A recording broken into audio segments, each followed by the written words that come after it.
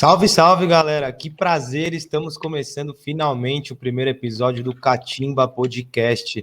Para você que não conhece nosso projeto ainda, uma breve apresentação. Nosso objetivo é entender o porquê que o futebol consegue ser ao mesmo tempo tão simples e tão complexo. Como dizia o afinado técnico Bill Shankly, o futebol não é uma questão de vida ou morte, é muito mais do que isso. E dando início a essa nossa série de debates, hoje vamos falar sobre racismo, de que forma o preconceito se manifesta no esporte e como a gente pode usar o futebol como ferramenta de transformação. Para debater o assunto, eu, Lucas Belotti, tenho a companhia do meu parceiro de bancada virtual, Anuar Sayed. Boa noite, Anuar. Valeu, Lucas. Vai ser um prazer enorme ter essa troca de ideia aí, ainda mais com dois convidados como os que a gente tem hoje. Vamos lá, então vamos aos nossos convidados. Temos aqui Márcio Chagas. Boa noite, Márcio. Como é que vai? Obrigado por estar participando conosco. Boa noite, Lucas. Boa noite, Anuar, Marcelo Carvalho. É uma satisfação estar conversando com vocês, né, por um assunto que vem sendo um debate pelo menos há 7 anos, desde que o Observatório da Discriminação Racial no Futebol se inseriu, né, com essa temática com seriedade, com propriedade, né, mas que infelizmente as federações ainda não conseguiram fazer algum tipo de parceria, trazendo o observatório para dentro das suas federações, que a CBF traga também o observatório para dentro da CBF, para que haja um trabalho de conscientização, né? Então a gente vê semanalmente vários relatos, vários casos, várias denúncias, vários julgamentos, mas a coisa só aumenta dentro do futebol, não só brasileiro, mas mundial. Então está mais do que na hora do Observatório da Discriminação Racial ser um agente transformador na nossa sociedade, principalmente nessa modalidade que a gente é tão apaixonado, que é o futebol. E eu torço para que o Marcelo seja o protagonista dessa história, porque é um cara que vem fazendo esse trabalho sério há 7 anos. Não vem surfando em onda, não vem naquela temática que alguns, desde o ano passado, colocaram em redes sociais para tentar se promover de alguma maneira. Não, é um trabalho que vem sendo construído gradativo, ano a ano, e tem se consolidado, mas que, infelizmente, as federações e a CBF ainda têm uma dívida com esse trabalho que o Marcelo vem fazendo, mas isso vai ser debate para o decorrer do nosso bate-papo aí. Antes de mais nada, da gente começar, eu agradeço mais uma vez a oportunidade de estar aqui com vocês. Márcio, a gente agradece muito.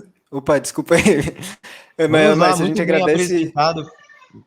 Muito bem apresentado pelo Márcio. Passo a bola agora e dou as boas-vindas e agradeço muito a participação do Marcelo. Boa noite, Marcelo. Obrigado por estar conosco aqui. Boa noite, Lucas. Boa noite, Anuar. Boa noite, Márcio. Boa noite. Obrigado, Márcio, pelas palavras, né? E o Márcio é um parceiro antigo já, meu e do Observatório. A gente está nessa caminhada desde 2014. E o que o Márcio disse vai muito de encontro ao que foi dito ontem pelo Rudiger, né, quando escreveu uma carta dizendo que nós vivemos num momento da sociedade onde muita gente, quando existe aquele movimento de botar Black Lives Matter nas redes sociais, tela preta, as pessoas vão lá e colocam. Mas na hora de se posicionar de verdade, pouca gente faz. E é importante sempre lembrar, né, quando a gente fala de combate ao racismo, nós estamos falando de questão financeira. Nós estamos falando de entidades que precisam mexer no bolso para, de fato, trabalhar no combate ao racismo. Enquanto isso não acontecer, a gente vai estar aqui falando de racismo, vai estar aqui dando o caminho das pedras, mas, infelizmente, vamos estar falando de casos recorrentes. 2021 já começou com vários casos, mas como não envolve nenhum jogador de nome, nenhum clube grande, parece que o racismo no futebol acabou lá atrás, em 2014.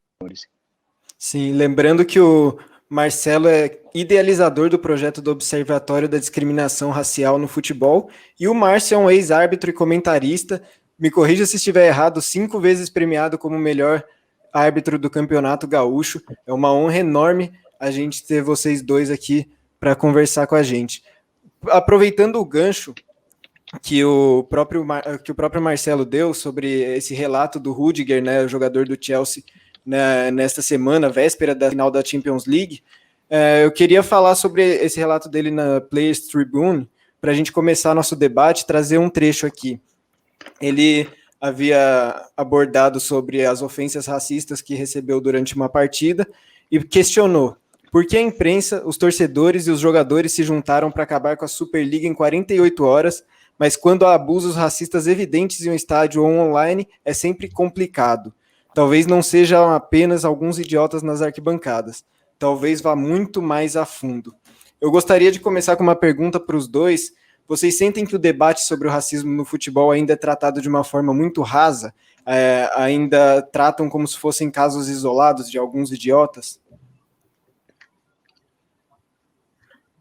Bom, eu vou dar minha visão, né, crítica com relação ao futebol. Eu atuei dentro do futebol por 15 anos como árbitro, né, de 99 a 2014. Passei por vários casos de racismo dentro do futebol. Não foi somente o caso de Bento Gonçalves de 2014. O de Bento Gonçalves, para mim, foi a gota d'água. Você poderia comentar esse caso, só para quem ainda não conhece? Vou comentar. E logo que eu comecei no futebol, no ano de 99, 2000, né, eu já me deparei com algumas situações nas competições escolares em Porto Alegre da questão racial, que ela é muito, muito evidenciada. Porto Alegre é a capital do país mais segregadora e racista que existe, né? E não sou eu que estou inventando, isso aí são dados, né? Uma capital que tem um índice de desenvolvimento humano nos bairros de elite comparado à Suíça e à Suécia, e nos bairros periféricos, onde mora a maioria dos negros, né? A negrada, que eles gostam de chamar aqui, tem um índice de desenvolvimento comparado ao Iraque. Então, para vocês terem uma noção de como se desenha a nossa capital aqui no Rio Grande do Sul. Mas isso é mascarado, né? Tanto que há um mês atrás teve uma manifestação no Parque Moinhos de Vento, que é um parque tradicional da elite porto-alegrense, onde encenaram, né, personagens da Ku Klux Klan pendurando o boneco negro numa árvore, simbolizando o Carrasco, como se o Carrasco estivesse em Porto Alegre começando esse processo de higienização racial dentro da capital gaúcha. Esse é o cenário que a gente vive.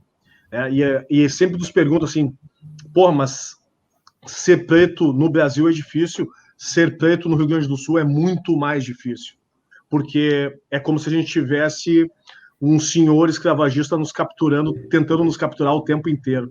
E dentro do futebol, não tem como fugir, não fazer uma analogia com a história, né? Eu vejo o futebol como uma representação contemporânea da escravatura, porque é o único espaço de trabalho onde se aborda ainda alguns termos escravocratas como compra e venda de pessoas. Porque no imaginário dos empresários e da grande imprensa, os corpos negros e não negros que são pobres são moedas de troca, são negociáveis. Então, isso se perpetua dentro dos espaços de poder. A gente não vê dirigentes de futebol negros, a gente não vê árbitros de futebol negros, e quando vê, não chega a encher uma mão, e eu vou contabilizar quais os que são linha de frente no Campeonato Brasileiro, que é o Wilton Pereira Sampaio, Luiz Flávio de Oliveira, Wagner Magalhães e o Delson da Silva. São 4 no universo de 500 árbitros. É uma piada o que acontece. E se vende a ideia de um espaço democrático. Ele não é democrático. É um espaço extremamente racista, machista, homofóbico, que quando entra o debate do racismo, simplesmente as entidades fazem um vídeo institucional, ou fazem uma camiseta, ou uma placa para colocar no estádio e minimizam a situação. Não há um trabalho educativo, um trabalho pedagógico, um trabalho onde se vá ter uma construção de que essa situação, que ela é histórica dentro do nosso país, porque a abolição que é vendida, que aconteceu há 133 anos, ela libertou, mas não nos trouxe liberdade para absolutamente nada. E nós somos reféns ainda de um período escravocrata muito forte, e no futebol a gente consegue analisar isso aí de uma maneira muito crítica, porque os negros que ali estão como protagonistas dentro do campo de jogo servem para ser comandados. Quando vêm para a beirada do campo para serem treinadores ou para ocuparem algum espaço de poder, simplesmente são pouquíssimas as oportunidades, e quando essas oportunidades acontecem, a cobrança em cima desses profissionais ela é 10, 15 vezes maior. Então, o futebol ele contribui muito para a perpetuação dos tataranetos dos senhores escravagistas estarem ocupando até hoje, né, os postos de poder nas direções, nas presidências, nos conselhos e como presidente das federações e da própria CBF. Marcelo, se quiser falar sobre esse relato do Rudiger também, comentar sobre a fala do Márcio. O microfone está mutado, Marcelão. Aí, agora sim. Boa. É importante a gente lembrar que a gente vive numa sociedade extremamente racista, que não se assume como racista, né? Nós temos diversas pesquisas que apontam que 87%, 90% dos brasileiros acreditam que o racismo existe, mas apenas 3% se assumem como racista. Então a gente vive numa sociedade extremamente racista, que não se diz racista, e que de certa forma convive com o racismo com naturalidade e confortável. Então as ações, os debates, eles vão acontecer desta forma. É preciso um caso de racismo com uma certa notoriedade para que a opinião pública fale desse caso. Então é preciso um caso de racismo como aconteceu com o Márcio Chagas, né, que aí teve toda uma repercussão para que a gente discuta o racismo no futebol brasileiro.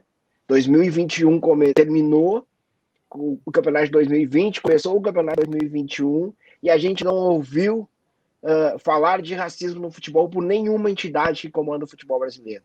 É como se o racismo no futebol não acontecesse. Esse debate, né? Então, na verdade, assim, se a gente for parar para pensar o debate promovido pelas instituições que comandam o futebol brasileiro, ele não existe. Existe um debate que acontece, que são em canais alternativos, muito pela luta do observatório em pautar o debate, aí a gente vai sempre, de alguma forma, colocando esse assunto em pauta. Isso que acontece, mas falar de debate, assim como disse o Rudiger, promovido pelas principais entidades que promovem o campeonato, seja ele o campeonato regional, o campeonato nacional, ele não acontece. Então esse debate ele ainda não acontece da maneira que ele tem que acontecer. A gente vive quase como se vivesse de migalhas. A partir de determinado momento a gente vai lá, rompe um processo, fala de racismo, mas daqui a pouco todo mundo esquece e a gente vai viver a vida como se racismo acontecesse. E eu acho que o principal debate que a gente precisa promover no Brasil é o debate que 2021 nós não temos ninguém preso no Brasil por racismo. E casos de racismo a gente tem todos os dias. Casos de racismo. Mas acaba que eles vão para injúria racial e o agressor nunca é preso. Então o debate tem que começar por aí. Não tem ninguém preso por racismo no Brasil. Bom, aproveitando aí o gancho do debate, né, a gente sabe, como o relato dos dois trouxeram aqui, que é uma questão que está muito inserida no futebol, é uma questão muito atual, infelizmente, é uma questão que vem lá de trás, mas é muito atual. Eu aproveito para perguntar para você, Marcelo, a gente até está vendo aí o seu bonito casaco, queria perguntar para você, né? Você, como a gente já disse, já apresentou, é o diretor do Observatório da Discriminação Racial no Futebol. Eu queria abrir o espaço, abrir o microfone para você falar um pouquinho para a gente o que é esse observatório e como surgiu a ideia de desenvolver esse projeto tão importante aí para a conscientização acerca desse preconceito. O observatório surgiu em 2014 a partir dos casos do Márcio Chagas, do Tinga e do Arouca. Aqueles casos chamaram a atenção do Brasil inteiro, do mundo inteiro, né? Porque o Brasil se vendia como o país da democracia racial. E aí, às vésperas da Copa do Mundo, tem 3 casos de racismo que chamam a atenção de todo mundo. E aí o Brasil vai tentar entender o que estava acontecendo. E aí o Márcio vai a Brasília, e aí a CBF se mobiliza, todo mundo se mobiliza para tentar amenizar o estrago que aqueles casos estavam representando na imagem do Brasil. E mais, para tentar amenizar os possíveis casos de racismo que poderiam ocorrer durante a Copa do Mundo. E aí eu fui pesquisar no meio desse debate todo qual é o histórico de casos de racismo no futebol brasileiro. Quantos casos ocorriam por ano e principalmente qual o desdobramento desses casos. E aí eu não encontrei essa informação. E aí eu resolvi criar um perfil, né, que é o Observatório, que era justamente para isso, para que a gente conseguisse monitorar os casos que acontecem, e acompanhar principalmente os desdobramentos desses casos. Porque a mídia faz um papel hoje que é um papel interessante, que é um caso de racismo quando acontece, a mídia divulga aquele caso. Mas a gente não tem o acompanhamento do desdobramento desses casos. São notícias soltas. Então, por exemplo, o caso do Márcio Chagas se falou muito em 2014 do caso dele, mas se falou pouco quando o Márcio Chagas ganha na justiça do esportivo a acusação de racismo. Essa informação ela sai num jornal, em poucos jornais, em notas de rodapé. Ou seja, nós vamos viver naquela falsa impressão que racismo não dá em nada, porque parece que o Márcio não ganhou aquela causa.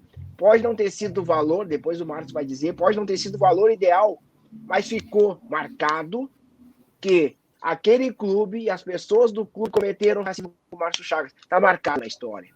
Isso ninguém vai apagar. Então, é preciso que a gente tenha um serviço de monitoramento e acompanhamento desses casos, principalmente para encorajar jogadores e torcedores a denunciarem os casos de racismo.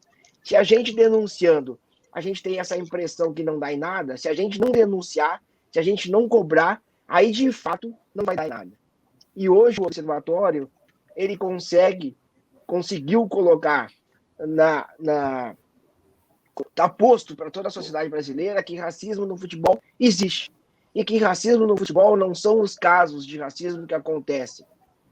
Porque, na verdade, o racismo no futebol é a somatória de todos esses casos. Racismo no futebol brasileiro é a falta de ações das entidades que comandam o futebol. Isso mostra o racismo estrutural. Os casos, é o que a gente sempre fala, são casos isolados, são individuais. A gente precisa trabalhar na grande questão.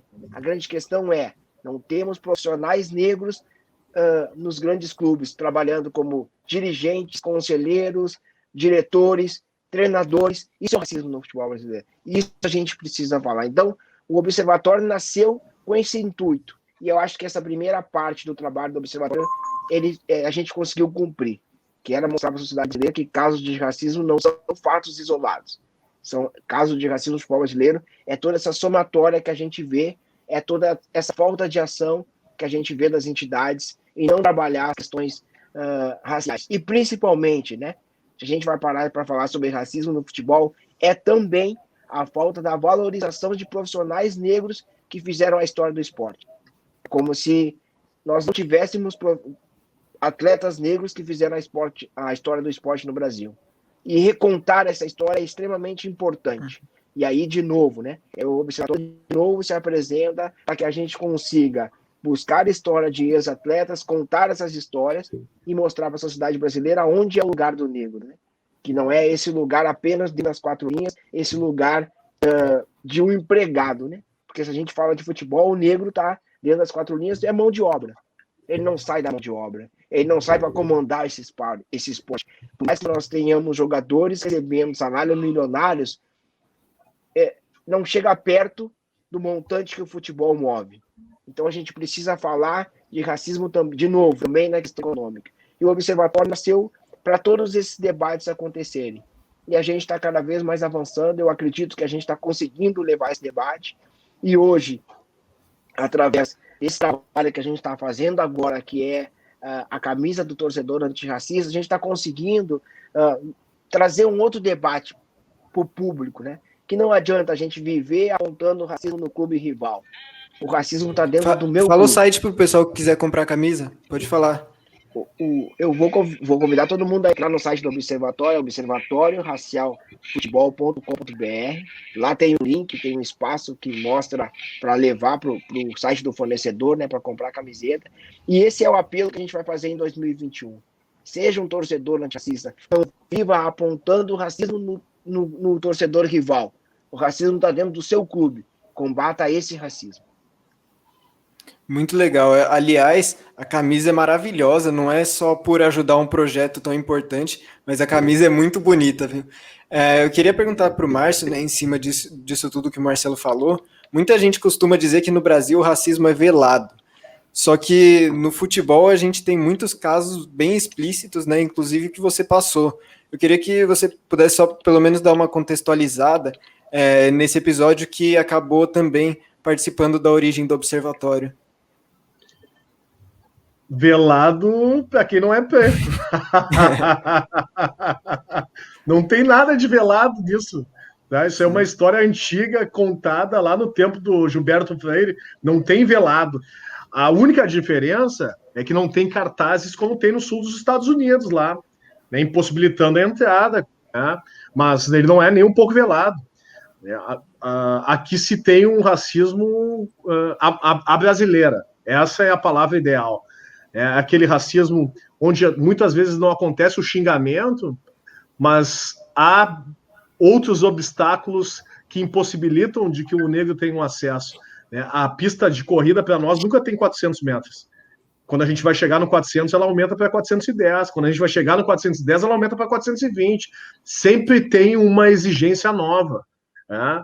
E quem é negro sabe que é assim que funciona. Né? A gente tem que estar provando o tempo inteiro. Tu trouxeste lá no início, eu fui eleito 5 vezes melhor árbitro do Campeonato Gaúcho, de 10 edições que eu participei. Eu participei de 2004 a 2014. Uhum. De 2004 a 2014, eu entrei entre os 3 melhores em 8 edições, eu só fiquei de fora em 2. E mesmo assim, eu não foi o suficiente para eu, né, estar livre de passar por essas situações. Como aconteceu em 2005, em Caxias do Sul, né, com o treinador do Encantado, como aconteceu em 2006, no campo do Cruzeiro, aqui em Porto Alegre, que é um time que é chamado de Cruzeirinho, que agora não é mais de Porto Alegre, está em Cachoeirinha, assim como aconteceu em 2014 em Bento Gonçalves. Mas, antes de entrar nesses 3 casos específicos, tem um caso que eu gosto de trazer à tona sempre, de um desenho de racismo, que ele não é um racismo escancarado, mas é um racismo muito bem construído dentro do sistema do futebol de quem comanda. Em 2004, quando eu comecei a apitar o Campeonato Gaúcho da Primeira Divisão, naquele primeiro ano, eu fui indicado a árbitro revelação da competição. E um dos membros da comissão de arbitragem, que inclusive faz parte da comissão de arbitragem da CBF atual, me convidou para ir até a casa dele para me passar algumas orientações. E aí cheguei na casa dele e tal, foi super solícito, super receptivo. E aí ele me deu um papel e uma caneta e pediu para eu ir anotando. E eu comecei a anotar tudo que ele estava me dizendo. Em determinado momento das anotações, ele pegou o papel de cima da mesa, olhou a letra e fez o seguinte comentário: pô, é a tua letra mesmo. Aí eu olhei para ele assim, não entendi. Não, a gente estava em dúvidas na comissão de arbitragem se era tu que preenchia a tua súmula ou se alguém te ajudava. Porque ele não levou, ele achou que eu não tivesse capacidade intelectual de preencher uma súmula e não levou em consideração a minha documentação que era entregue de 6 em 6 meses. Eu, em 2004, e isso para mim não é nada assim, mas eu já estava formado em educação física, eu já tinha pós-graduação, eu já era concursado no município, já tinha outros 2 empregos, um no Grêmio Náutico União e outro numa outra escola, e mesmo assim eles colocaram em xeque a minha capacidade de escrever uma súmula. Então, o racismo ele se desenha de várias maneiras. Não é só o torcedor que vai para o estádio e chama a pessoa de macaco, negro disso, negro isso, negro aquilo. Não. Os olhares, muitas vezes, são piores que os xingamentos. Isso que as pessoas têm que entender. Quando aconteceu esse caso em 2014 em Bento Gonçalves, que ficou conhecido nacionalmente, internacionalmente, antes de chegar a 2014, eu já tinha passado por um caso em 2005 e 2006. E de 2006 a 2014, sempre que eu ia apitar na Serra Gaúcha, Caxias, Bento, Farroupilha, Garibaldi, nesses lugares de colonização italiana, onde o racismo ele é extremamente naturalizado, né, eu já evitava de aquecer no gramado para evitar os xingamentos racistas. Então, ele nunca foi mascarado, ele nunca foi... qual é a palavra que tu tinha usado antes? Velado. Ali? Velado, muito pelo contrário, ele sempre foi escancarado. Sempre foi escancarado. Mas com essa premissa de que não dá nada, né? E aí eu vou trazer uma frase do professor Kabengele Munanga, que diz que o racismo no Brasil é um crime perfeito, porque é o único crime no país que nunca prendeu ninguém. Nunca ninguém foi preso por racismo no Brasil. Né? E ainda tornam quem denuncia o vilão e quem comete vira vítima. Então, há uma inversão ainda na situação. Quando eu denunciei esse caso em 2014 de Bento Gonçalves, antes de começar o jogo, eu não aqueci no gramado para evitar os xingamentos. Eu fui xingado antes de começar o jogo, no final do primeiro tempo, antes de começar o segundo tempo e no final da partida. E em todos os momentos eu estava acompanhado da Brigada Militar, que é a Polícia Militar, que não fez nada. Os caras simplesmente compactuaram com tudo aquilo que estava acontecendo. Quando eu desci para o vestiário para tomar meu banho, receber a taxa da arbitragem, né, eu abri a porta do vestiário e me deparei com o meu veículo com as portas amassadas a pontapés, cascas de banana sobre o capô, e quando eu fui dar a partida do carro para tirar desse lugar escuro, para colocar num lugar mais claro, para fazer as fotos, meu carro engasgou por 3 vezes e na quarta vez caíram 2 bananas do cano de escapamento. Então, para mim, ali foi a gota d'água. E se eu me calasse, eu estaria até hoje me culpando pelo silenciamento e pela covardia. Eu não tinha nada engatilhado paralelamente, eu fui na cara e na coragem. Por isso que eu entendo, mas não concordo com os jogadores que passam por esse tipo de situação e se omitem de fazer a denúncia. Primeiro, porque se tu não tiver uma retaguarda que faça e te dê um suporte para tu ir adiante de uma situação dessas, tu acaba sozinho, que foi o que aconteceu comigo. Eu fiquei sozinho. Dei a sorte que 2 meses depois eu fui contratado pela RBS TV para ser comentarista da emissora. Mas não foi por eu ser única e exclusivamente ter ganho 5 vezes o melhor árbitro do Campeonato Gaúcho. Foi também por um preenchimento de uma cota, por uma justificativa social de uma empresa que sempre foi marcada pelo racismo aqui no Rio Grande do Sul. Não só no Rio Grande do Sul, mas também no país inteiro, porque a Globo também tem essa característica, e hoje está tentando, de alguma maneira, contemplar e colocar alguns negros em alguns espaços para desmistificar isso. Dei continuidade no processo contra o Esportivo de Bento Gonçalves. Depois de 5 anos, eu ganhei a causa e ganhei o valor de R$15 mil. R$15 mil, o que foi pífio perto de tudo que aconteceu.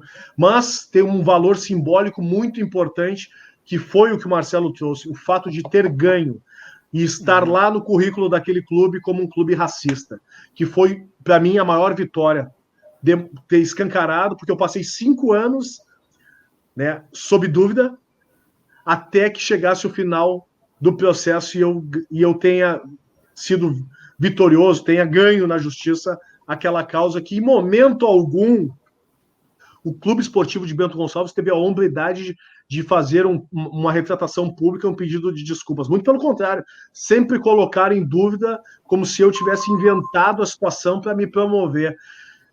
E trazendo um fato que não veio a público, até porque esse tipo de situação não é interessante para a imprensa também, na primeira audiência de conciliação que teve com um advogado de defesa do esportivo, quando nós entramos na sala, ali no fórum, aqui no fórum de Porto Alegre, o advogado ofereceu a quantia de R$5 mil parcelados em 10 vezes de 500 para encerrar o assunto, porque para ele aquilo ali já tinha rendido notícia demais, que era uma coisa insignificante, que não era para levar adiante, e R$5 mil seria o suficiente para zerar a conta e não dar continuidade no processo. Então, se na justiça os próprios advogados tratam uma situação do racismo dessa maneira, imagina no esporte. Falo isso porque dentro do Tribunal da Federação Gaúcha de Futebol, quando teve a segunda audiência, onde puniu o esportivo com um rebaixamento fictício e mentiroso, que não ia acontecer, o advogado de defesa do esportivo da época falou que chamar um negro de macaco não seria ofensivo, porque eles estão acostumados com isso. Agora, se deparar com um veículo com as portas amassadas, isso sim seria doloroso para um homem, conforme a propaganda dos postos Ipiranga, porque brasileiro é apaixonado por carro. Esse mesmo advogado depois encontrou o Marcelo e foi questionar o fato de eu ter dado continuidade no processo contra o esportivo, ao invés de ter uma ação parecida como do jogador Tinga, que simplesmente não dava bola para esse tipo de situação e estava numa ascensão financeira e social muito melhor do que a minha, porque levava isso da esportiva. Então, a canalice do jurídico brasileiro, ela é tão severa que ela faz ainda comparativos de quem se posiciona e quem não se posiciona, como se nos colocasse o tempo inteiro numa rivalidade.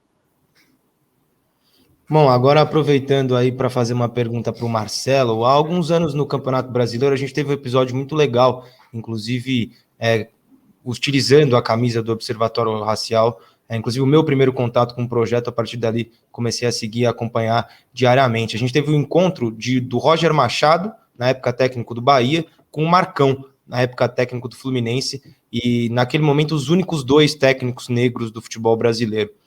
Puxando esse gancho, a partir daí, gostaria de fazer uma pergunta para você, Marcelo. A gente tem no futebol brasileiro e até no futebol mundial, dentro de campo, nos 22 jogadores que praticam o esporte, uma quantidade de negros até um pouco equiparável com a quantidade de brancos. Porém, em cargos de comando, como direção, como treinador, como presidência dos grandes clubes, esse número é absurdamente menor e essa equiparação não existe. Eu queria saber de você de que forma você acredita que isso demonstra esse racismo dentro do esporte e também de que forma isso possa ser consertado ou melhorado daqui para os próximos anos. Isso é demonstrado de 2 maneiras, né? Primeiro é a falta de oportunidade para pessoas negras exercerem o cargo de gestão, exercerem o cargo de treinador, muito por conta do racismo, né? Porque aquele racismo que está lá no tempo da escravidão, que foi usado o artifício que negros não eram capazes intelectualmente. E isso veio se arrastando de lá para cá. A libertação do povo negro, ela foi uma libertação fictícia. Ela foi uma libertação que ela não trouxe, não teve um debate junto. Então, os negros foram libertados e tão somente jogados à revelia, né? Então, não existiu debate, não existiu vamos debater todas as questões que foram jogadas por os negros para mostrar para a sociedade que tudo aquilo era falso, que tudo aquilo era usado apenas para que os negros fossem escravizados. Então, continuou-se pensando que negros eram amaldiçoados, que negros não eram capazes intelectualmente, que negros eram muito parecidos com os macacos, e isso a gente está lutando de lá para cá.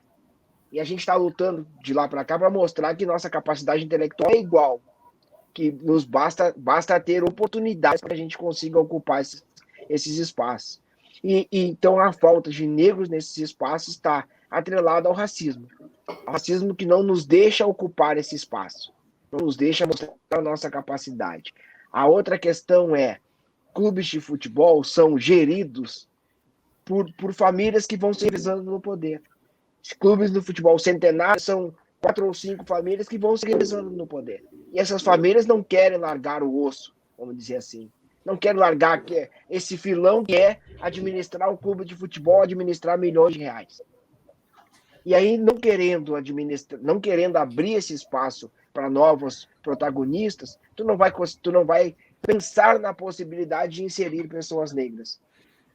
Quando a gente fala que futebol é racista porque não tem pessoas negras, a gente está falando também da falta de incentivo à inserção de pessoas negras. O Bahia, o ano passado, fez um programa de trainee para inserir pessoas negras nos cargos de diretoria. 2021, um clube no Brasil olhou para dentro da estrutura e disse: nós somos um clube racista, nós somos um clube que não tem pessoas negras. Mas nós temos só na Série A outros 19 clubes. E esses outros 19 clubes, eu não tenho a menor ideia se eles olham para dentro da sua estrutura e repensam ela. Falando de treinador, a gente precisa lembrar também que para chegar ao cargo de treinador no Brasil, tu tem que passar uma série de cursos na CBF. Esses cursos são caros. Então a CBF também precisaria ter pensar em bolsas de estudo para pessoas negras. É preciso pensar em toda a estrutura econômica para lembrar que os jogadores de futebol, por mais que eles recebam salários milionários, a maioria acaba a carreira sem dinheiro. E quando eu falo sem dinheiro, eu estou falando de pessoas que não vão investir milhares de dinheiro na possibilidade de ser treinador, porque nem sabem se vão conseguir um espaço para ser treinadores. Aconteceu um caso na Inglaterra que é bem emblemático, né? Que são 3 jogadores que se aposentam, os 3 vão fazer os mesmos cursos, 2 deles são negros e 1 é branco. O único que teve a oportunidade de treinar um clube grande na Inglaterra foi o Branco. E ele depois diz, por que eu tive a oportunidade e os outros não tiveram? Então, esse é o cenário que a gente tem no Brasil. O cenário que a gente tem no Brasil é o Roger Machado, hoje treinador. E o Roger Machado, hoje treinador, vai ser cobrado pelo fato de ter a pele negra. Vai ser cobrado pelos negros para que se posicione e vai ser cobrado pelos brancos se ele se posicionar. E aí muita gente vai torcer o nariz ou vai torcer contra o Roger Machado se ele se posicionar. A gente está falando, parece que a gente tem cota para pessoas negras. Porque há 10 anos atrás nós tínhamos o Andrade e mais um.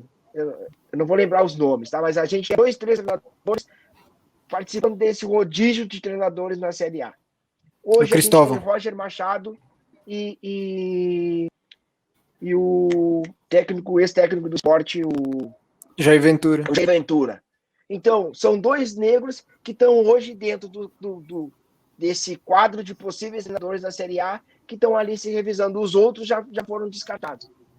Então, isso mostra o tamanho do racismo. Se a gente for pensar em Andrade, por que o Andrade não teve mais oportunidades mesmo sendo campeão com o Flamengo?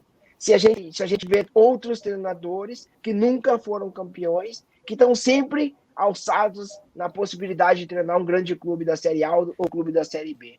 Esse é o racismo.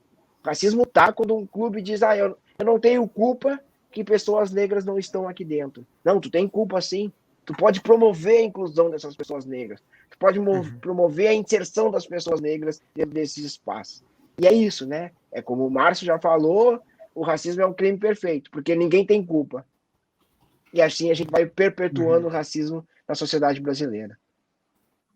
Eu queria aproveitar um tema que o Márcio chegou a citar rapidamente, eu acho que vale para os dois responderem, que ele citou a questão da ascensão financeira, que muitos jogadores às vezes saem de baixo, né, conseguem crescer na carreira, é lógico, é uma porcentagem muito pequena, mas conseguem construir uma vida financeiramente muito confortável.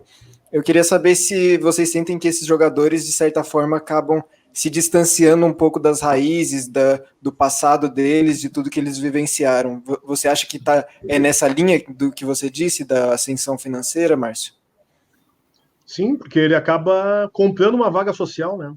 No momento que ele tem poder e o capital simbólico do dinheiro para frequentar esses espaços, ele está comprando a sua vaga social. Só que ele tem que lembrar que uma hora esse dinheiro vai acabar.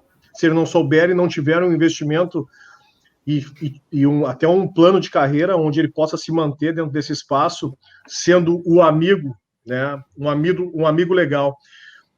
Mas foi bom tu trazer esse questionamento pelo seguinte: se tem uma pressão muito grande da imprensa, né, que os jogadores têm um posicionamento. E sempre se faz uma cobrança fazendo um comparativo com os atletas americanos, né? E a gente sabe que nos Estados Unidos a população negra ela chega no máximo a 13% de toda a população norte-americana. É muito pequena perto da população negra brasileira que ronda os 55%, 56%. Só que a gente tem que levar tem um detalhe que não é levado em consideração pela imprensa, que é o seguinte: lá os atletas, para chegarem no profissional, todos passam pelo high school e pela universidade.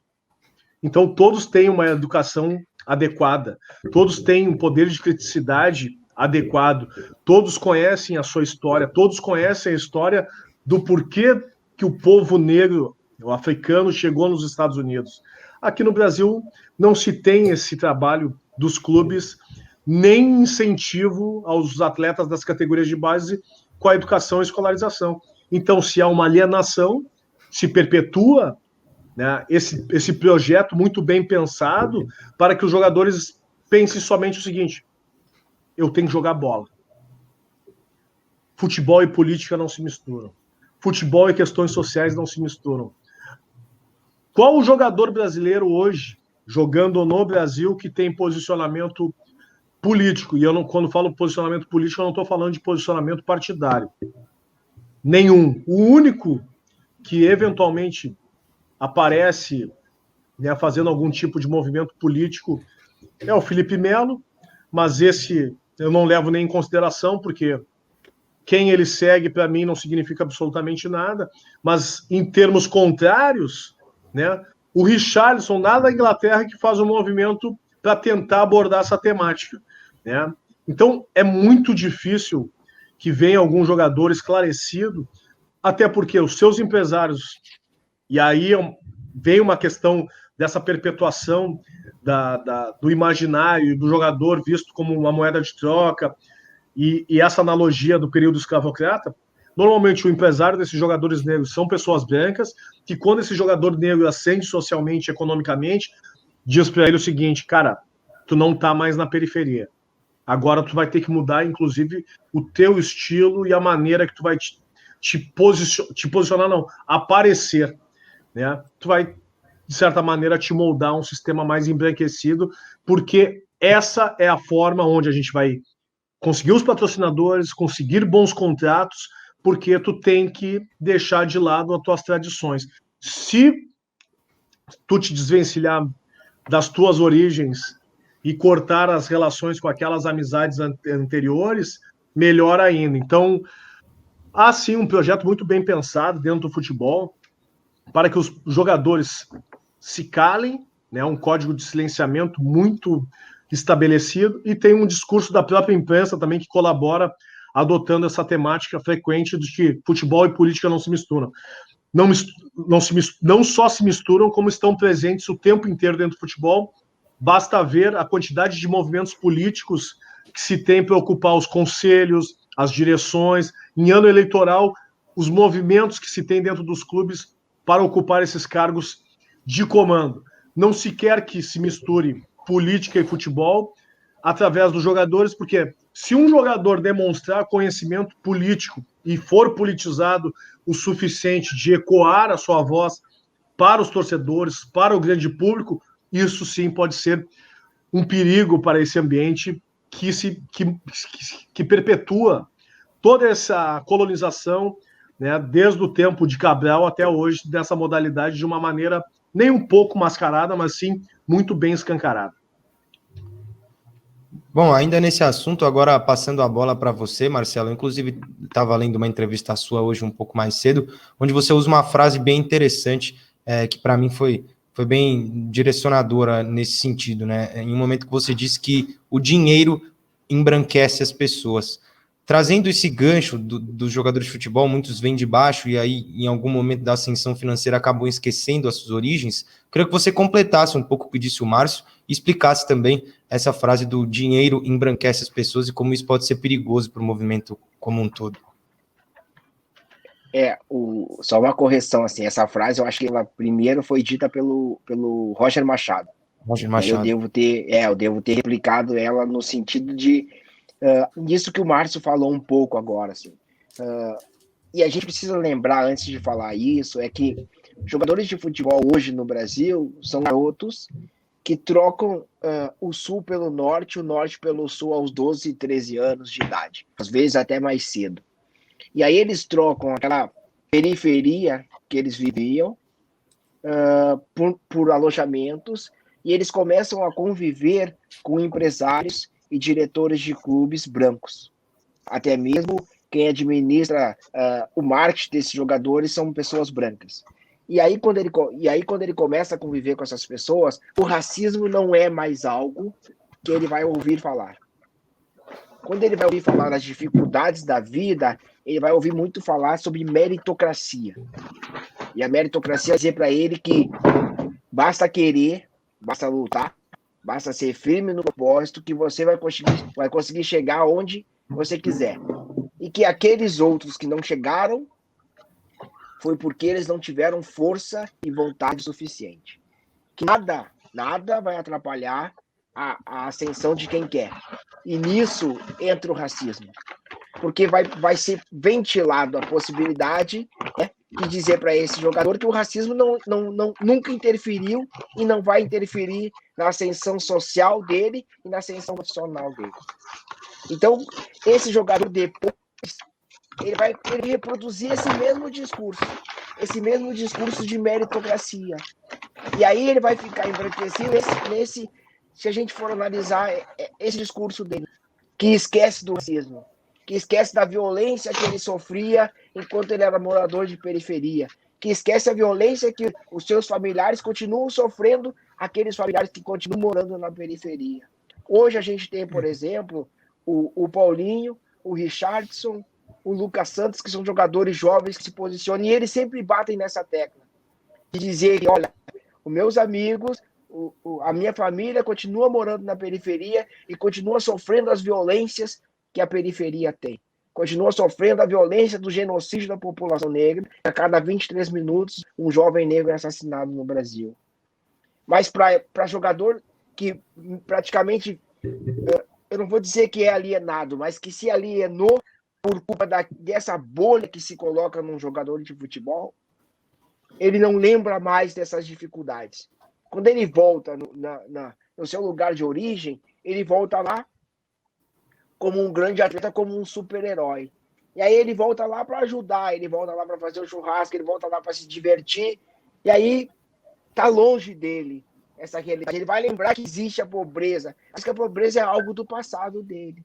E embranquecer também é isso, né? Também é não lembrar mais das dificuldades, também é não lembrar mais de onde veio, também é não lembrar que muitas vezes a sua família é de religião de matriz africana. Também é não lembrar de todas as violências que ele sofreu na infância. Mas aí também cabe uma ressalva, que é, quando a gente coloca o microfone para esses jogadores falarem de racismo, como diz o Márcio ali, de uma hora para outra a imprensa olhou para os jogadores e vamos falar de racismo, vamos se posicionar. Para quem nunca discutiu o racismo, falar de racismo é falar de dor. Falar de racismo é lembrar a época da infância que não tinha comida na mesa, a época da infância que tu tomava esporro da esquina, da polícia a cada esquina. É falar de dor. E aí eu entendo quando o jogador não quer falar de racismo, porque ele vai falar de dor. A partir do momento que esses atletas tiverem letramento racial, tiverem conhecimento do que é racismo, e que racismo não é só falar de dor, aí eu acho que a gente vai começar a ter um novo diálogo. Eu sempre brinco com o Márcio Chagas. Tomara que a gente não vá para uma live onde as pessoas nos perguntem o nosso passado, nos façam falar de dor. Eu não quero falar de dor. Mesmo para mim, Marcelo Carvalho, 47 anos, que estudo racismo, que leio muito a respeito, eu não quero falar do que eu passei. Porque se eu for falar do que eu passei, eu vou me emocionar. Eu vou falar de dor, eu vou falar de ferida, eu vou falar daquilo que disse o Emicida, eu não quero falar das minhas dores. Então, muitas vezes, falar de racismo é falar de dor. O que a gente precisa é discutir cada vez mais racismo, cada vez mais discriminação racial, cada vez mais racismo estrutural, começar a conceituar isso, racismo estrutural, racismo recreativo, racismo religioso, intolerância religiosa, para que quando a gente for falar de racismo, ou quando os jogadores forem falar de racismo, eles falem desse racismo, e não das suas dores. E aí, o embranquecer todo esse pacote, né? É esse pacote de querer esquecer uma infância pobre, dolorida, sofrida, marcada pelo racismo, pela violência. Mas a gente não pode esquecer disso. O jogador não pode esquecer disso.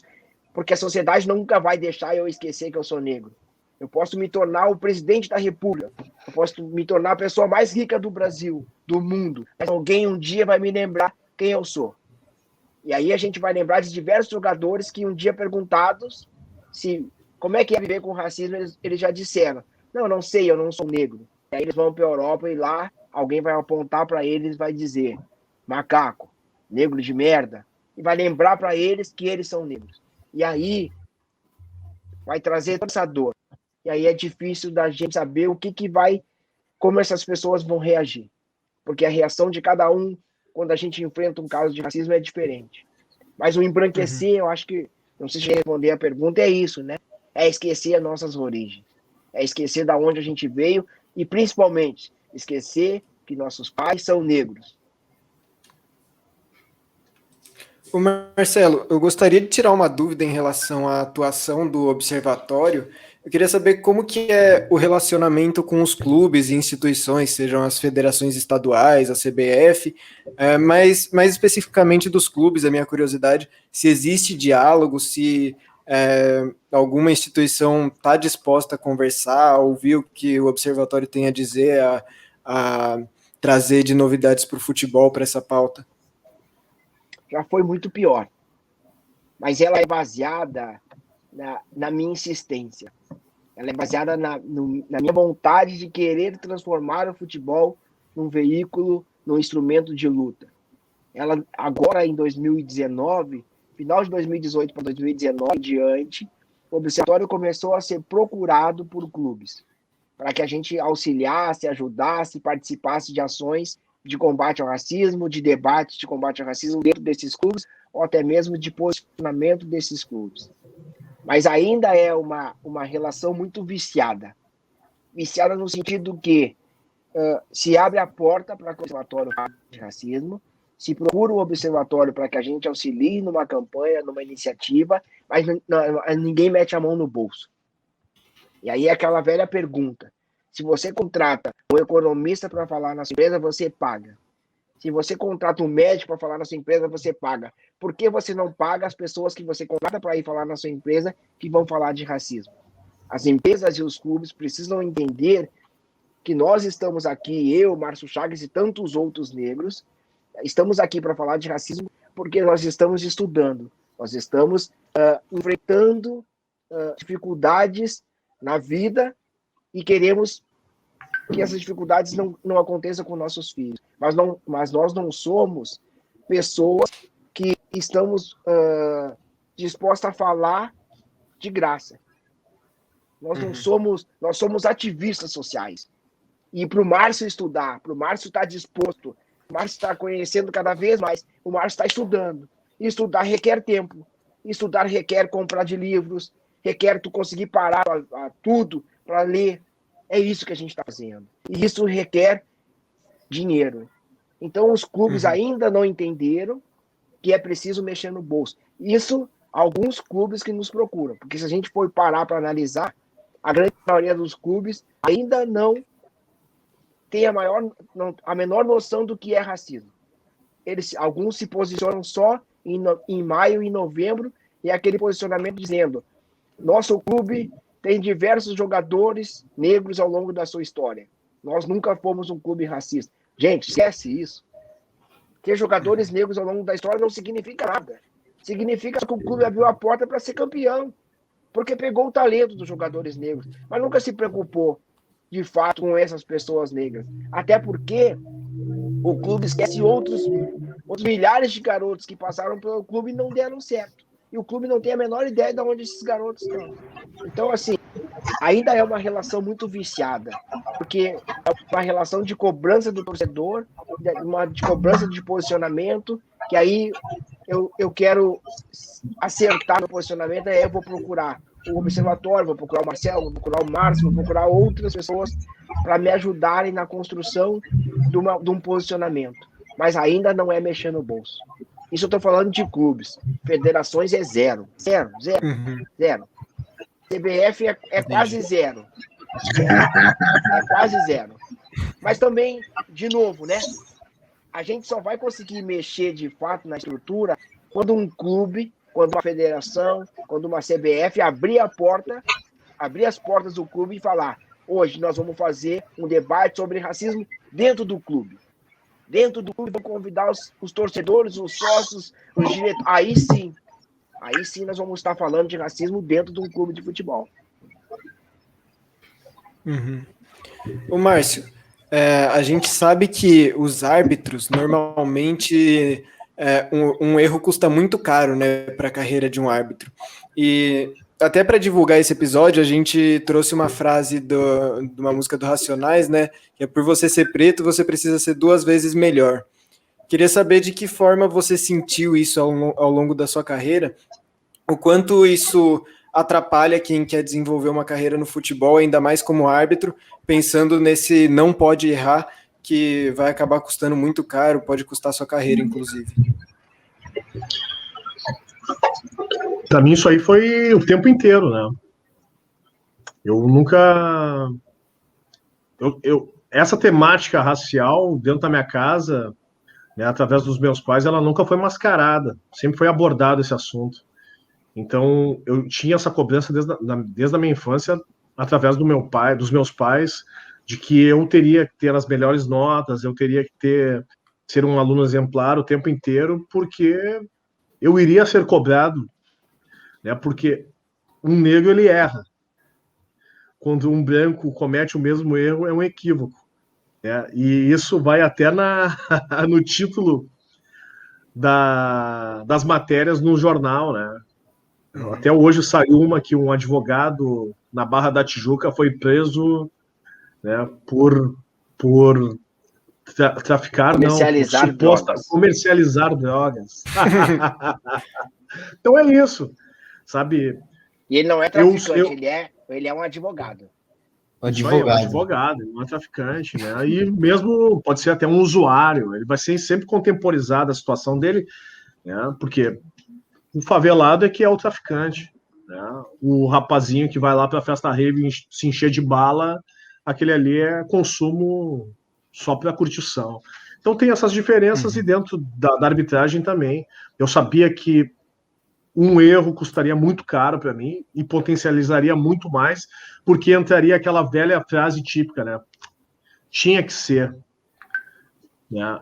Que é uma frase que eu escutei desde cedo na minha infância, quando alguma coisa saísse do contexto de quem estava me avaliando, como se eu não tivesse capacidade para estar ocupando aquele espaço. Então são várias violências que ao longo da vida a gente vai passando e, de certa maneira, vai se fortalecendo de alguma maneira, através de estudos, né, através de qualificações, de debates.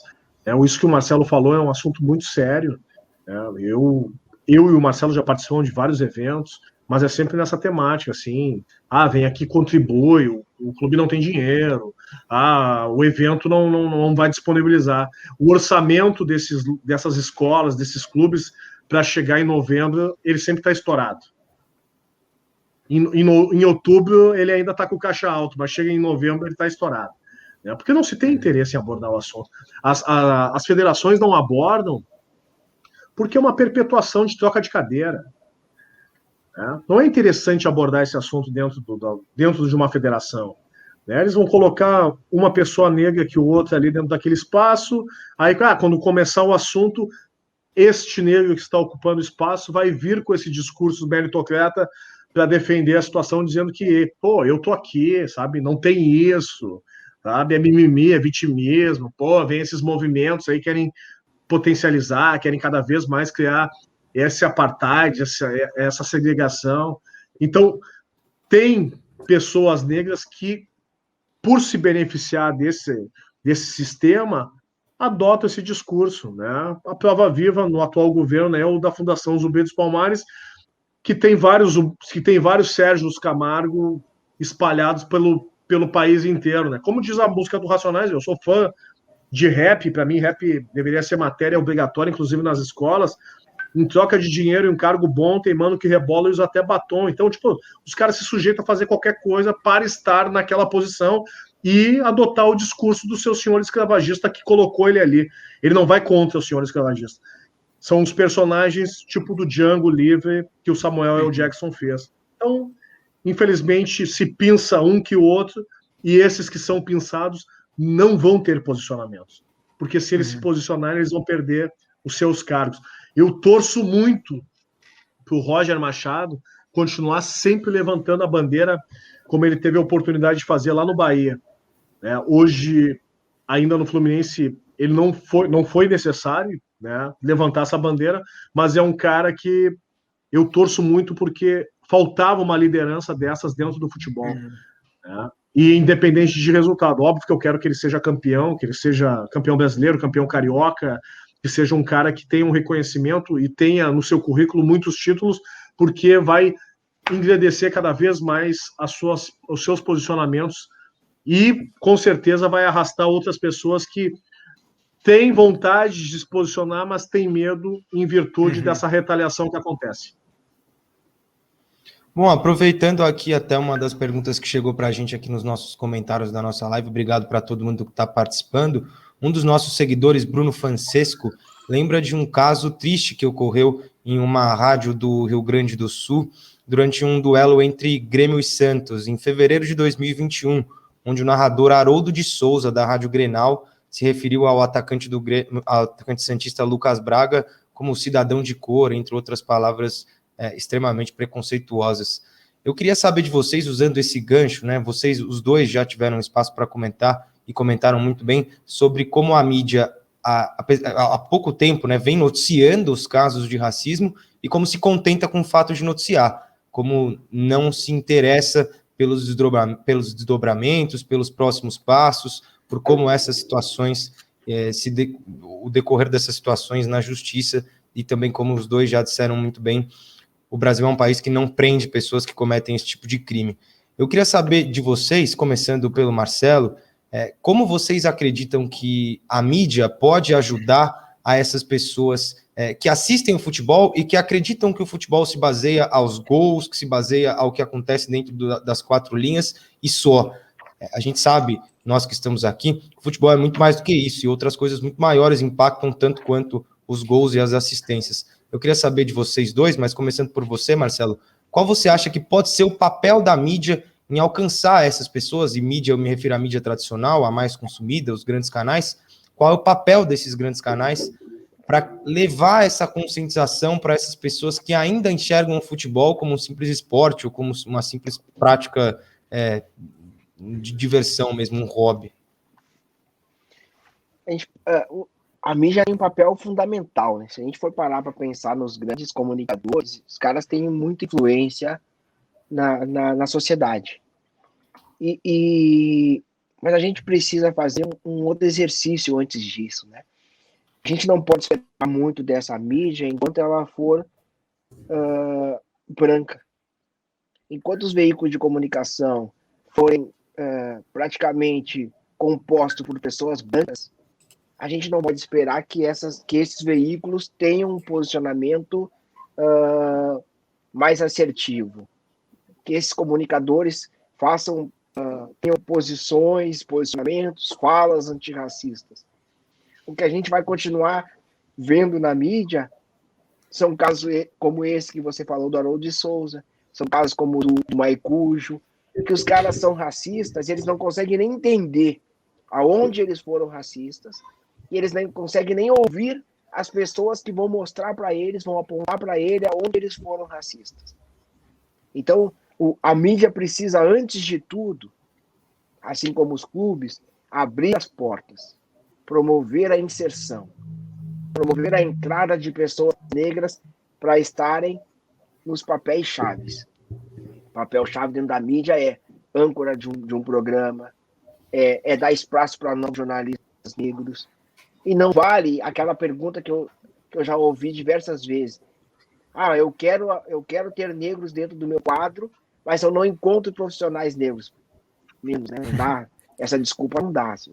A gente tem diversos jornalistas saindo da universidade que estão esperando uma primeira chance. Agora, a gente precisa lembrar que com a questão das cotas, o sarrafo mudou. O sarrafo aumentou. Se antes tu queria um profissional que saísse da faculdade de jornalismo, hoje tu quer um profissional que saia da faculdade de jornalismo, mas que fale 4 ou 5 línguas, já tenha viajado pelo mundo. Então, o currículo já é mais pesado. O sarrafo aumentou. O sarrafo aumentou a partir do momento que nós chegamos. Nós negros chegamos, aí o sarrafo aumenta, desloca o sarrafo para que a gente não consiga inserir essas pessoas negras. E aí a gente não pode esperar que essa mídia branca fale de racismo, que essa mídia branca tenha interesse em acompanhar os casos de racismo, desdobramentos. A gente não pode achar que essa mídia vai fazer perguntas para jogadores de futebol ligadas ao racismo quando não ocorrer um caso de racismo. Naquele jogo Bahia e Fluminense, antes do jogo houve perguntas para o Roger e Marcão por que eles estavam usando a camisa do Observatório. Depois do jogo, houve inúmeras perguntas, mas só teve uma pergunta ligada à questão racial por uma repórter que já fazia um trabalho de pesquisa sobre racismo. E aí ela perguntou. Os outros tantos repórteres que estavam lá não iam perguntar para o Roger Machado a questão racial. Então é isso. eu acredito que a mídia tem um papel fundamental, porque é formadora de opinião. A partir do momento que os veículos de comunicação começam a dizer esse treinador não está bem, esse treinador está balançando, a gente vai ver os torcedores dos clubes forçando a demissão dos treinadores.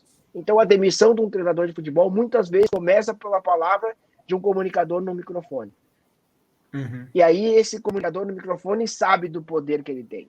E o poder que ele tem também é essa reprodução do racismo. Hoje a gente está vendo muito menos racismo nos microfones, porque a gente está vigilante. Porque existem milhões de torcedores vigilantes. Eu recebi a denúncia do Maicujo instantes depois que o cara falou, e diversas pessoas vieram se observatório dizendo: vocês já viram isso? Por quê? Porque nós estamos formando torcedores vigilantes.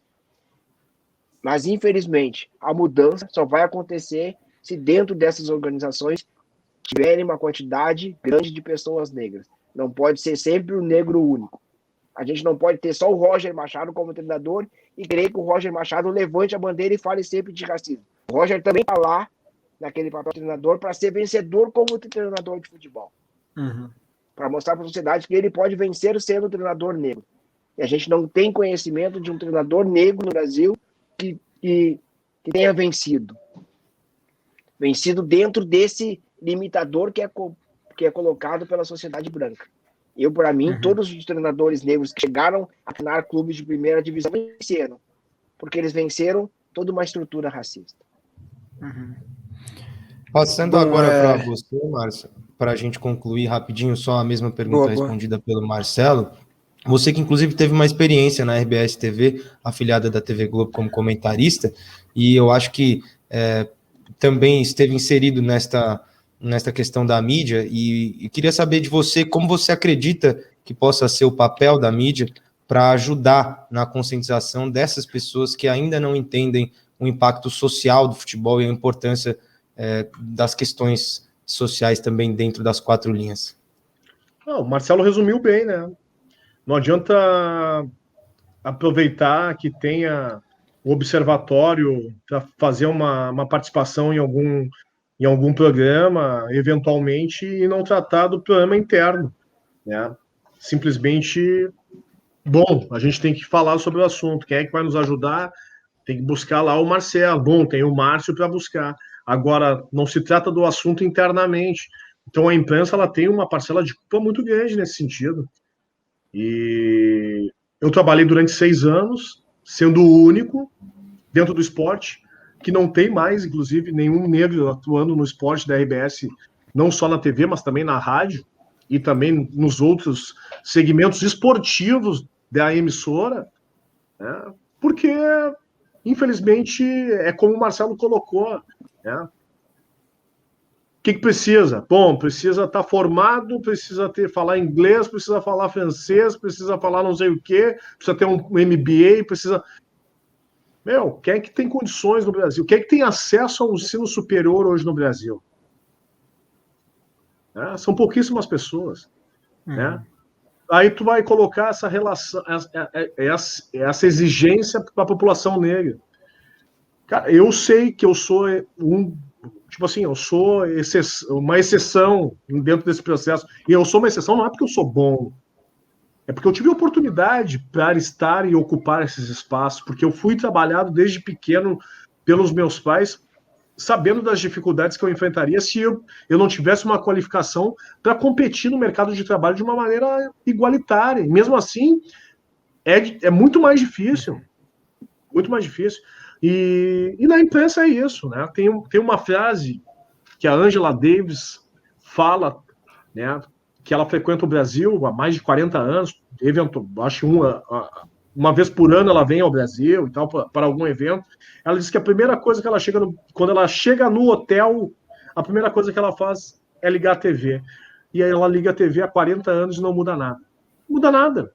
Como é que um país que tem 55%, 56% da população brasileira autodeclarada negra, ou parda, que pardo eu não sei o que é, pardo para mim, eu até peguei essa sacola, pardo é isso aqui. Eu não sou pardo, sou preto, velho. Sabe? Pardo. Como é que uma população que se autodeclara preto ou pardo no Brasil, ela não está nos veículos de comunicação?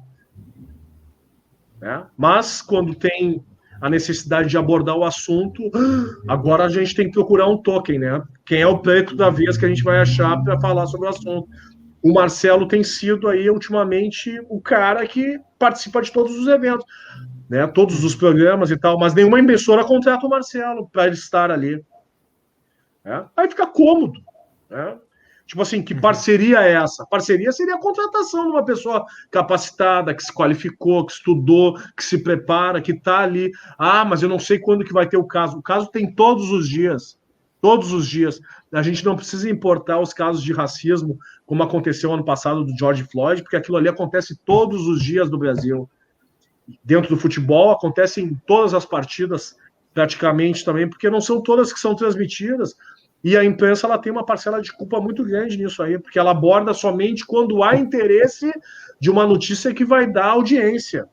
Daqui a pouco tem um caso de uma categoria de base que não vai dar toda a audiência, eles nem se manifestam. Quando aconteceu o caso comigo em 2014, eu dei entrevista para tudo que foi lugar. RBS, Globo Esporte, Band,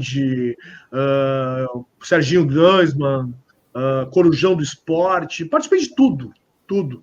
5 anos depois, quando saiu a sentença, eu não falei nada para ninguém. Então, que interesse é esse? Né? Qual é o real papel da imprensa nessa luta antirracista? Só noticiar quando vai dar audiência? Ou realmente colocar e oportunizar as pessoas negras de estarem dentro desse espaço? Mas não como sendo o único para ser motivo de chacota e trazer o tempo inteiro a piada de é a cota, como se a cota fosse algo danoso para quem se privilegiou uma vida inteira. Eu faço sempre uma analogia da seguinte maneira: correr uma corrida de 400 metros, largando 388 metros na frente, é mérito ou obrigação chegar na frente?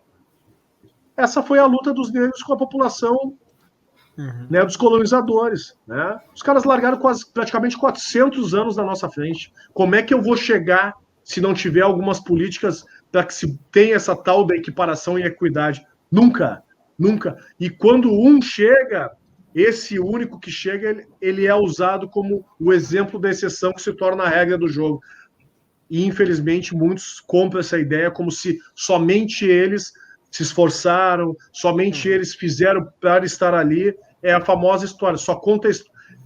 eu tenho um ditado africano, o Marcelo pode me ajudar: enquanto os leões, né, não puderem narrar as suas histórias, os caçadores sempre vão ser os heróis. E é assim que funciona no futebol também. Uma coisa importante que vale frisar aqui é, quando a gente fala de racismo, né, é uma destruição que vem acontecendo que as pessoas não estão encarando como racismo. Tem uma destruição que está posta. Todos os dias a gente vai ter uma informação, que é a destruição da universidade pública. Eu não posso acabar com as cotas, estão tentando acabar com a universidade pública. No Rio de Janeiro já teve um deputado, se eu não estou enganado, eu acho que ele é deputado, que ele já colocou para votação o fechamento da Universidade do Rio de Janeiro, estadual do Rio de Janeiro. Ou seja, eu não posso acabar com as cotas, então eu vou acabar com a universidade. Por quê? Porque as pessoas negras estão chegando. E eu não quero que as pessoas negras cheguem. Eu quero que as pessoas negras continuem pobres, empobrecidas, para que eu use a mão de obra delas barata. Outra questão, eu sou filho de funcionário público. O Márcio Chagas é filho de funcionário público. Todo mundo que tem entre a minha idade, eu tenho 47, o Márcio tem 44, quase 5. 44. Todo mundo que tem a minha idade, eu e o Márcio vivíamos no mesmo lugar em Porto Alegre, né? Todos os nossos colegas e amigos também eram filhos de funcionários públicos. Funcionários públicos esses que tiveram a oportunidade não só de trabalhar, mas também de colocar os seus filhos em escolas particulares. O que nós estamos vendo hoje no Brasil? É a destruição do funcionário público. O funcionário público não presta, o funcionário público tem que acabar, o funcionarismo público. E aí a gente pensa, cara, nós estamos acabando de novo com a população negra que chegou nesse espaço, que conseguiu colocar os seus filhos nesse espaço, e aí tu vai usando de tudo que é jeito para dizer que o funcionário público é sempre o cara que está comendo e bebendo sem fazer nada. Meu pai trabalhou até se aposentar na companhia estadual e trabalhou. Então, de novo, né? Todo o espaço que a gente consegue conquistar, nós estamos vendo um possível retrocesso. Isso é parte do racismo. A gente não pode se enganar e achar que não. Isso é parte do racismo.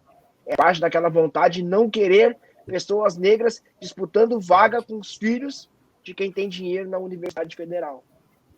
É querer que os pobres continuem pobres, e aí eu vou lá na periferia e ofereço comida, aí eu vou lá na periferia e faço a minha caridade, mas fiquem aqui na periferia. E de preferência, cobrem barato pela mão de obra. Eu não quero que a filha da minha empregada vá disputar com meu filho uma vaga na Universidade de Medicina. Isso é o racismo. A gente nunca pode esquecer disso. Por isso que eu digo, a gente não pode discutir racismo através dos casos. Os clubes não podem pensar em racismo. No meu clube não tem racismo porque a gente não tem caso. Cara, o racismo é estrutural. A falta de pessoas negras nesse espaço é racismo. E o futebol é isso. O futebol, ele se agarra na imagem de ter vários negros como atletas. Mas ele esquece que quem tem o poder do futebol é ele. Se eu perguntar para vocês, dos grandes empresários do Brasil, qual é negro? Não existe. Isso a gente precisa mudar. A gente precisa mudar em quem está com dinheiro, em quem recebe o dinheiro do futebol. Pessoal, a gente já está caminhando para a reta final. Antes de eu fazer minha última pergunta, eu vou aproveitar para agradecer a presença do Marcelo, do Márcio. A gente está com um projeto que está começando, é nosso primeiro episódio, e ter a presença de vocês aqui engrandece muito, a gente agradece muito a disponibilidade, e com certeza todo mundo que está acompanhando está aprendendo bastante.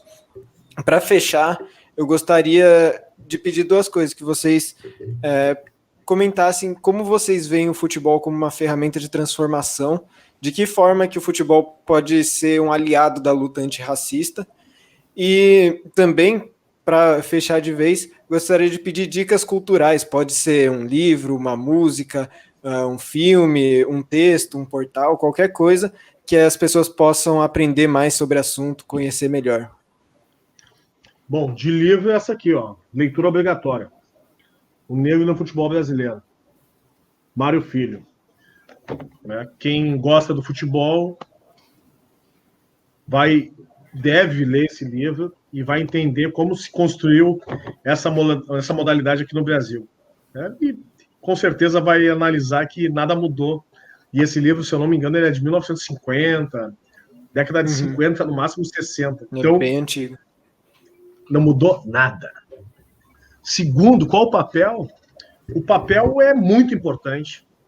O futebol, ele tem uma particularidade, que ele prende as pessoas 90 minutos para assistir aquele espetáculo. Por pior que seja o jogo, pode ser um jogo ruim, mas as pessoas ficam ali esperando 90 minutos que vá surgir um herói que vai fazer um gol com a mão, vai enganar o árbitro, vai ganhar o jogo.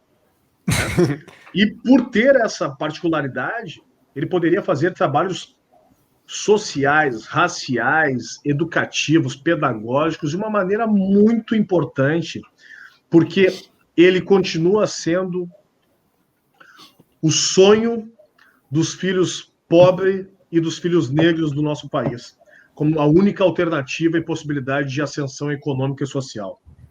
E essa ideia ela é muito bem construída, porque enquanto a educação no Brasil ela for um privilégio de poucos, e esses poucos que eu falo de uma classe média alta e elite, os pobres eles vão continuar acreditando que apenas eles vão conseguir ser vencedores a partir do esporte, e abrindo mão da educação, deixando essa educação e essa universidade federal, que até 20 anos atrás era um privilégio somente dessa classe média alta e elite. Eu sempre digo o seguinte: quem estuda num colégio particular por 12, 13 anos, quando entra numa universidade federal, não tem mérito algum, tem obrigação, porque ele se preparou de uma maneira adequada e teve a educação que todo brasileiro deveria ter, mas não tem, porque o projeto educacional no país não é para oportunizar com que os filhos da pobreza tenham esse conhecimento. Então, não tem mérito nisso, tem obrigação em ingressar numa universidade federal. Mérito é aquele que acorda às 4h30 da manhã, trabalha o dia inteiro e de noite ele tem que optar ou ir para a escola caminhando ou comprar um salgado ou um pacote de bolacha recheada para encher a pança e poder assistir a aula de noite, cansado depois de uma jornada de trabalho. Mérito tem esse, que passa tanto por políticas afirmativas, as tais das cotas que são tão contestadas, ou passa no vestibular de uma universidade particular e depois negocia como vai pagar essa dívida eterna, né, para o banco ou para a financiadora que deu o crédito educativo. Mérito são para essas pessoas. Então, o futebol poderia contribuir muito nesse processo de transformação, inclusive incentivando os jogadores a estudar, que fosse algo obrigatório a escolarização dentro dos clubes de futebol, que esses meninos que quando chegam lá nos juniores, com 17, 18 anos, pelo menos tenham um ensino médio completo. E depois, se não jogar futebol, que eles consigam ingressar em alguma outra carreira e não fique à mercê da sorte que o futebol vai salvar a sua vida. Sobre o futebol ser instrumento, né, a gente precisa sempre usar alguns exemplos. Assim. Em 1930, o futebol era amador, ou o amadorismo marrom, né, porque já existiam jogadores que recebiam para jogar futebol. E aí Getúlio Vargas transforma o futebol em algo profissional, permitindo a entrada de jogadores negros. Ali ele já estava pensando em como utilizar o futebol para se dar bem na questão política. Em 1950, o Brasil precisava fugir dessa pecha de país racista.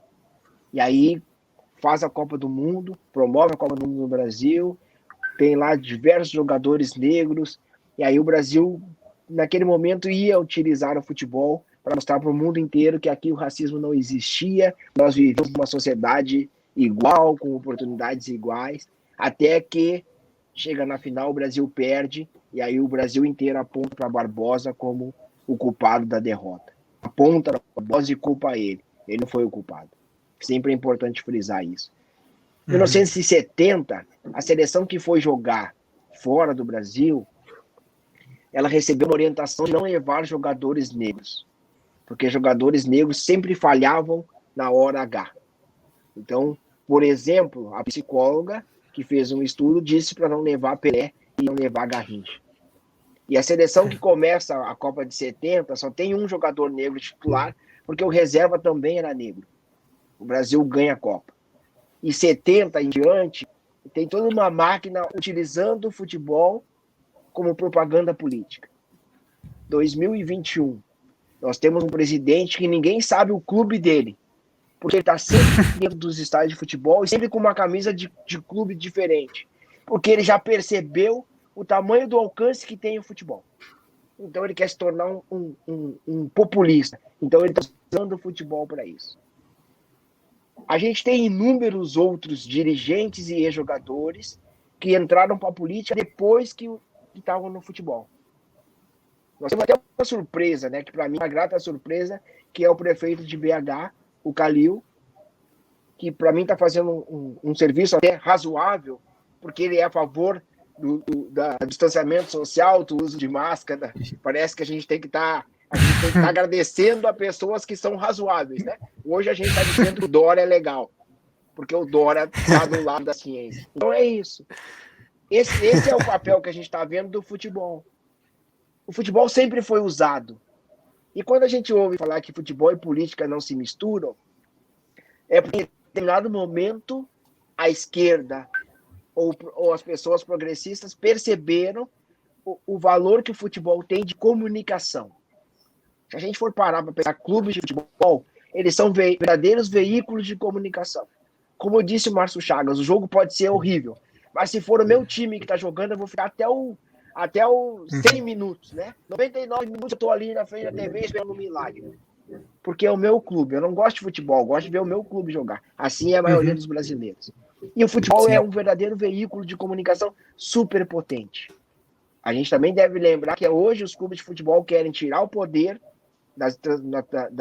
das grandes transmissoras para que eles possam transmitir o jogo. Porque eles sabem o poder que tem. Comunicação, de prender o torcedor, de vender produtos. Então isso é o futebol. O futebol também é aquele espaço onde atletas usam produtos e a molecada toda vai usar. O futebol é aquele espaço. O Ronaldinho fez um corte de cabelo que até hoje eu não entendo que corte era aquele, né, do Cascão, e que vários meninos foram imitar o Ronaldo de novo. Sim. Porque é isso que o futebol é, comunicação. É o tempo inteiro mensagem subliminar que está sendo passada ali, quando está olhando para a televisão.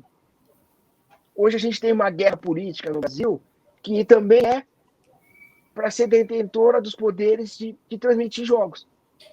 A gente tem canais hoje que nunca transmitiram jogos, estão ali disputando o jogo da Libertadores, jogo da... Porque é isso, gente. É comunicação que está sendo expressada o tempo inteiro ali. É mensagem subliminar. Então esse é o futebol.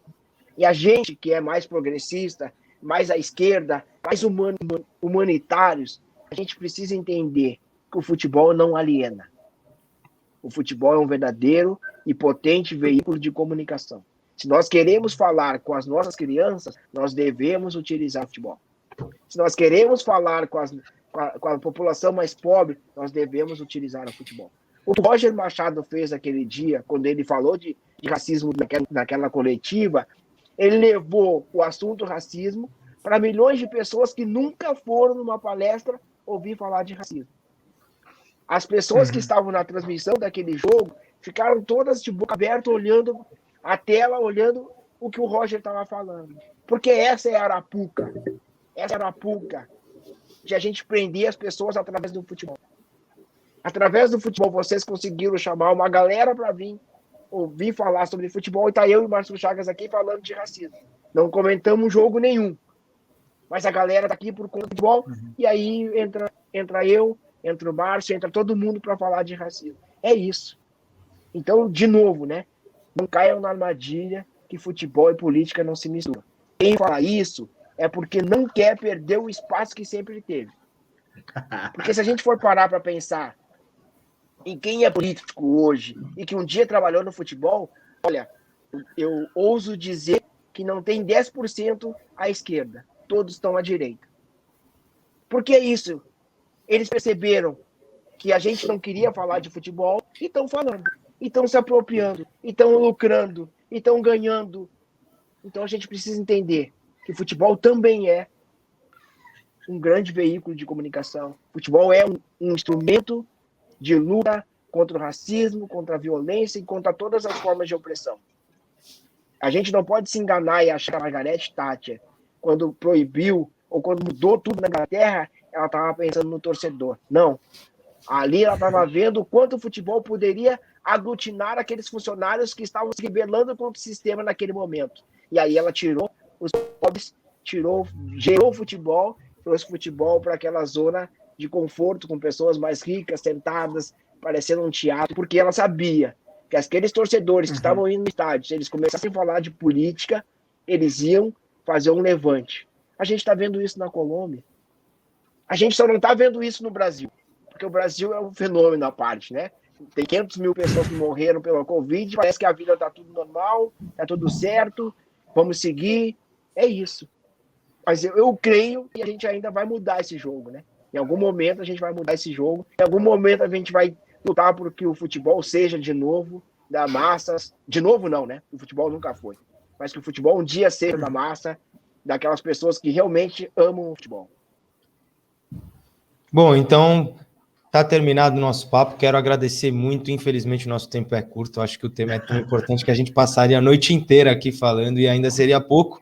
Mas quero novamente agradecer ao Márcio, novamente agradecer ao Marcelo e quero utilizar o gancho dito pelo Marcelo de futebol e política, uma frase que me orienta muito nesse sentido, uma que diz que aqueles que acreditam que futebol e política não se misturam é porque não entendem nada de nenhum dos dois. Muito obrigado, Marcelo. Muito obrigado, Márcio. Muito obrigado a todo mundo que acompanhou a nossa live. Fiquem ligados no nosso Instagram, @CatimbaPodcast, no Instagram do Marcelo, no Instagram do Observatório Racial, tá tudo lá no nosso Instagram. Instagram do Márcio Chagas tá lá no nosso Instagram também, tá aqui, @MárcioChagasPoá. Outro convite que eu vou fazer para vocês aqui nos nossos comentários, tem um link para comprar a camiseta do Observatório do Racial do Futebol, além de uma causa muito interessante, é uma das camisetas mais bonitas que eu já vi, então fica o convite para vocês também. Márcio, obrigado por participar conosco, foi um prazer. Boa noite. Boa noite, valeu. uma satisfação. Aqui chove muito. Então, uma noite chuvosa em Porto Alegre, assim, choveu o dia inteiro, uma satisfação. Pelo jeito tá frio. Tá também. Então, mas o papo esquentou aqui, e esquentou em alto nível, né? Porque em momento algum a gente também demonstrou que, por todas essas dores que a gente sofre em virtude desse assunto, a gente ainda tenta argumentar de uma maneira para tratar esse assunto de uma maneira leve, né? Muito mais reflexiva do que combativa e reativa. Agradeço vocês por nos convidar a participar desse primeiro episódio e que seja o primeiro de vários que venham aí. E que numa próxima a gente venha falar de futebol e não do tema do racismo, mas falar sobre convidado. Outras coisas do futebol. Já está convidado, ó. Além desses episódios do podcast, a gente vai ter as lives de sexta aí para a gente falar do futebol, das rodadas, tudo mais. A gente vai convidar vocês com certeza. Aliás, eu quero, em uma ocasião futura, falar bastante com você sobre o VAR, tudo mais. Então, tá mais que convidado. Vamos lá que eu vou dar no meio, porque para mim eu sou favorável, ao mesmo tempo acho que no Brasil ele não se desenvolve muito em virtude desse excesso de pré-requisitos que fazem com que quem realmente poderia estar ali ocupando aquele espaço não pode, porque não tem a chancela, né, do diploma acadêmico para poder contribuir. Sim. Bom, gurizada, eu quero agradecer também o convite, agradecer a oportunidade de estar falando de racismo e pegar um gancho que o Márcio Chagas falou, né, de leveza e tal, e falar para a galera que acha que quem combate o racismo age com raiva. Galera, se a gente for pensar em raiva pelo que a gente já sofreu, pelo que nossos antepassados já sofreram, nós não temos raiva, nós não temos ódio. Nós estamos aqui negociando, porque se tivéssemos raiva, nós estaríamos na rua querendo descer para a cabeça de muita gente. Então pensem nisso. Nós estamos aqui dialogando democraticamente, tentando buscar o nosso espaço, democraticamente, querendo que as oportunidades sejam iguais. É isso. Nós vivemos num país onde algumas pessoas, pela cor da pele, têm privilégios. E é inegável isso. É inegável isso. O preto e o branco, eles podem ser pobres ou eles podem ser ricos. Eles não estão no mesmo lugar. Isso é inegável. Se eu não souber, se eu tiver em dúvida um dia que eu sou preto ou não, a polícia sabe. Então é isso que a gente tem que lembrar. A gente tem que lembrar que a cada 23 minutos um jovem negro morre assassinado no Brasil. George Floyd no Brasil são muitos. E é essa a nossa luta. Esse o recado que a gente precisa dar. O recado que eu quero dar é assim: quando você acha que é uma brincadeira usar racismo, quando você fala, não era racismo, era uma brincadeira, lembra, essa brincadeira resulta em morte. Essa brincadeira resulta em uma bala perdida. Essa é a causa e consequência do racismo no Brasil. Só pensem nisso. Obrigado pela oportunidade. Obrigado. Valeu, obrigado a todo mundo porque acompanhou o nosso podcast aí. Fiquem ligados nas redes sociais do Catimba, também nas redes sociais dos nossos dois incríveis convidados. E até uma próxima, não é um adeus, até uma próxima para a gente falar de futebol, para a gente falar do que acontece dentro das quatro linhas também, que nos alegra, que é muito interessante também. Vamos lá, obrigado, gente, que acompanhou. Uma boa noite, uma boa sexta-feira para todo mundo e até a próxima. Falou, abraço. Valeu. Falou, gurizada.